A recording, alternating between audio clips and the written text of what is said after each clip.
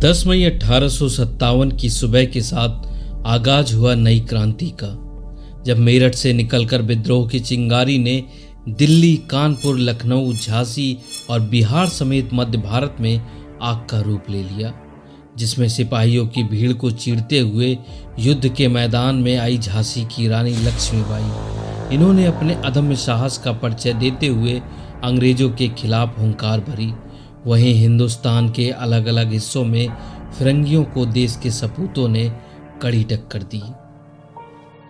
इस विद्रोह ने कंपनी के शासन का अंत किया, लेकिन इसके बाद ब्रिटिश सरकार ने अपने हाथों में ली भारत की कमांड। इसकी शुरुआत होती है टीपू सुल्तान की मृत्यु के बाद, जब लॉर्ड वेल्लेस्ली ने मैसूर साम्राज्य के सुंदा और हरपोनेली जिले को मराठा को देने की पेशकश की, जिसे बाद में मना कर दिया गया।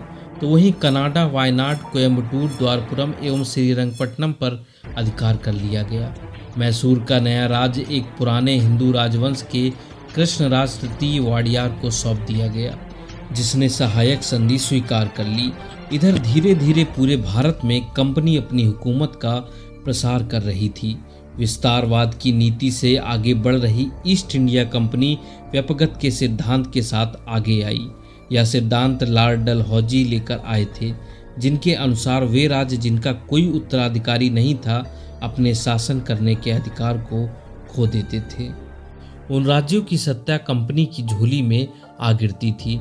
जाहिर है कि इस नीति के माध्यम से कंपनी अपने राज्य का क्षेत्र विस्तार करना चाहती थी, और हुआ भी यही। इस नीति की चपेट में आकर कई प्रांतीय शासक अपने अधिकार खो रहे थे, जिसमें सतारा, जयपुर, संभलपुर, उदयपुर और झांसी जैसे क्षेत्र शामिल थे।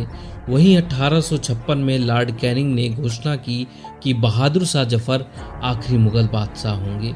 इसके बाद उनके वंशजों को बादशाह नहीं बल्कि राजकुमारों की उपाधि मिलेगी और कंपनी को मिलेगी सत्ता की कमान। कहीं न कहीं कंपनी की इन्हीं दमनकारी नीतियों ने ही 1857 की क्रांति का बीज बोया था।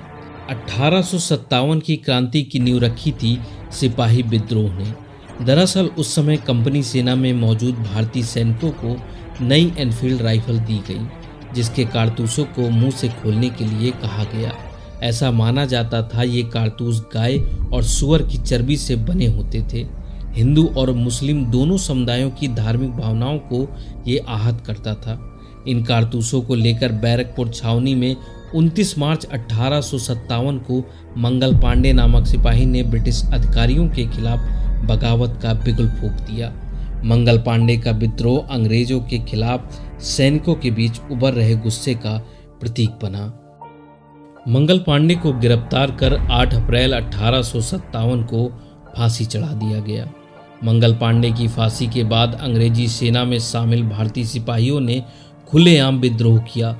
मेरठ की सीमा लांघकर उन्होंने दिल्ली की ओर कूच किया, लेकिन दिल्ली में अंग्रेजों का सख्त पहरा था। पर भारतीय सिपाही भी कहां पीछे हटने वाले थे।